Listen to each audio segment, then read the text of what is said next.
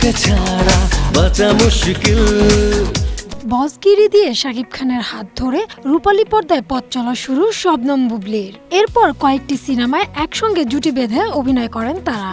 মাঝে বিয়ে ও সন্তান ইস্যুতে দূরত্ব বাড়ে তাদের, তবে হুট করেই যেন সেই অভিমানের বরফ গলতে শুরু করেছে। তুমি আমার জীবন।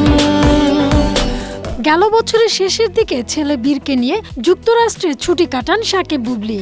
এরপরে প্রকাশ্যে আসে আবারও বুবলির অন্তঃসত্ত্বা হওয়ার গুঞ্জন। তবে অন্তঃসত্ত্বা হওয়ার বিষয়টি নিয়ে বেশ কৌশলী হয়েছেন নায়িকা, এমনকি দোষ চাপিয়েছেন এআই কিংবা কৃত্রিম বুদ্ধিমত্তার ওপর।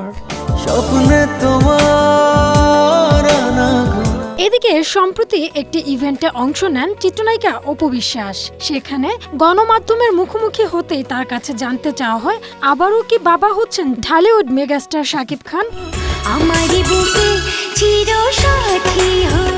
জবাবে চিত্রনায়িকা জানান বিষয়টি নিয়ে কিছু জানেন না তিনি, বরং গণমাধ্যম কর্মীদের কাছেই জানতে চান সোশ্যাল মিডিয়া এখন কোন গুঞ্জন চলছে। কাজের ব্যস্ততা থাকায় সামাজিক যোগাযোগ মাধ্যমে খুব কম থাকেন তিনি। এছাড়া কারো ব্যক্তিগত বিষয় কিংবা কাউকে তীর মারতে পছন্দ করেন না অপু।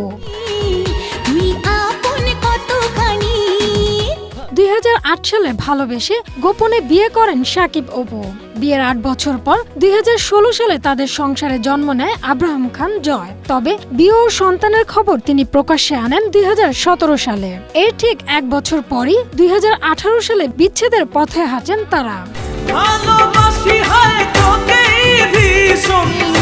বিচ্ছেদের পর বুবলিকে বিয়ে করেন শাকিব। তাদের সংসারে জন্ম নেয় শেহজাদ খান বীর। ছেলের জন্মের পর বুবলির সাথেও বিচ্ছেদ ঘটে শাকিবের। Humaira Siddiqua, Asia post.